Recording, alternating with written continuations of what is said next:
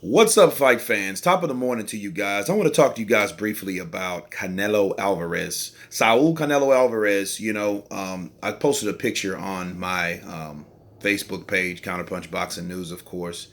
And, it just showed a perfect picture of Canelo planting the left hook to the body into Rocky Fielding's right side of his liver, And, you know, I've had my counter punches with Canelo Alvarez and some of the decisions he's made in the sport, like most of many. But I have to say, and I have to give Canelo credit, he is a very powerful body puncher. I think his power punches. It's kind of reminding me now of Marco Antonio Barrera, which was one of the classic body punching left hookers. He had more of a Mexican style, but he had some class and savvy and ring IQ in the ring too. And his body punching was heavier than his upper body punching.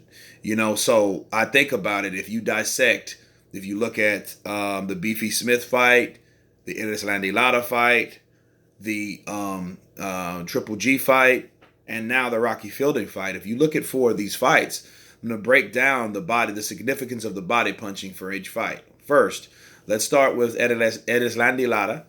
He is a southpaw Cuban amateur, okay, decorated in many awards, and and they fought, which I think that should have been a draw, honestly.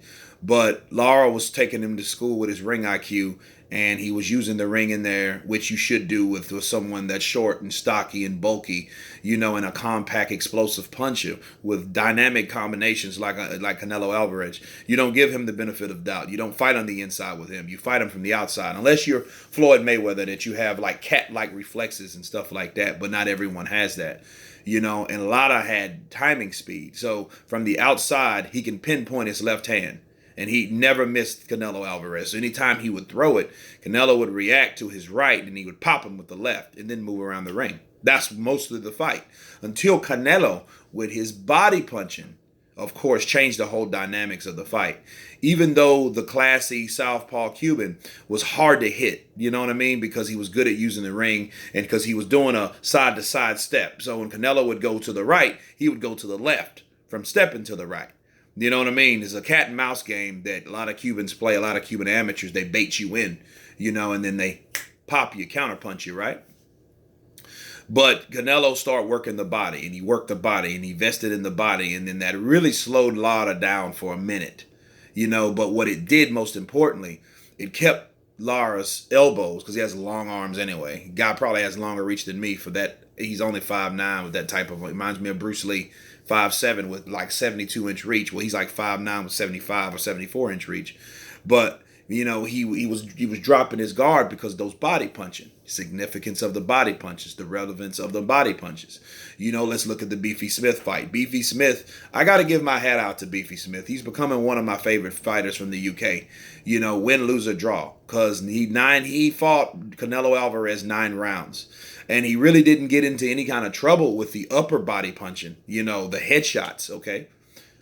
But those body punches murdered him. He could not handle it, And then what Canelo does, he hits you so hard to the body, especially the left hook, and then he does these feints, kind of like Loma does those feints, but he does it on the stepping just to get your guards up so he can do combinations on you, kind of like some Wing Chun kind of stuff that, Loma does, Mr. High Tech. But Canelo does it in another way. He'll go to the body, then he'll have you thinking, so he'll feint, he'll throw his left arm up, and then come with an uppercut either to the between your guard or back to the body, But a lot of times he's setting something upstairs, because when he does that, he comes back with the right, and then he can take you out like that because you're not expecting that punch, especially if you're thinking he's coming to the body again with another explosive liver shot or whatever, or in the solar plexus. So, Beefy stood in there and he had his own tricks and ring savvy. And, he gave him a good fight. He hit Canelo with some good punches. But the body punching on this guy, he couldn't take it. Then that's what initially, or ultimately rather, put that fight to rest. because you could see how he hit him because he was on the ground and he kind of leaned upward because of the body punching, the pain that a body punch gives you. If you ever got hit to the body, it's nothing to play with. It'll have you pissing blood, believe me. Rocky's probably pissing some of his own blood sample right now. You know what I mean? Now, Triple G. Let's look at Triple G. The Triple G fight 1 and 2. It was about is the significance of the body punching. Triple G was headhunting and he had his own body assault and he didn't use it, which was the stupidest game plan that you could have possibly used. He just headshot it, which was stupid. But from someone with upper body or upper body head movement like Canelo Alvarez had. Okay, so. But the body punches kept Golovkin at bay, and you could tell that Golovkin had got some of those body punches, and he didn't like them because he was real defensive of those body punches. And he'd see it coming, so he would go down like this and try to, block that punch because he knew where Canelo Alvarez was aiming for. He was aiming for a classic liver shot to his body, and he knows that those punches were hurting him, and then it affect Triple G. He might be a machine or whatever, the Terminator, from Kazakhstan, and punches to the head don't hurt him, but those punches to the body did. It slowed him down. He was worried about a lot of things. In fact, that might be the reason why Golovkin didn't go to the body himself. Maybe, maybe not. Just a theory, okay? So rounds 1 and 2, especially 2, Canelo Alvarez came forward and he was able to get those punches to the body off because he, of the aggressiveness, like Manny Pacquiao calls it, and he was able to land those left hooks to the body and rights to the body, so he is a dynamic body puncher.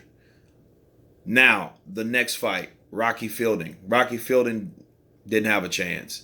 The way he's built, he's long, he's slender, he's perfect. His body is set up perfectly for those type of punches to break him down. Canelo worked himself down gradually. He didn't have to do it for too long because Rocky fought like a short fighter, and therefore, like I said in my video of the breakdown, he was a dead man. So those are really 4 examples in 5 fights of Canelo Alvarez showing his explosive body punching. And I just have to take my hat off to him and recognize that. Of course, you guys tell me what you think about this particular video. Of course, please subscribe. And you guys been counterpunched. Peace.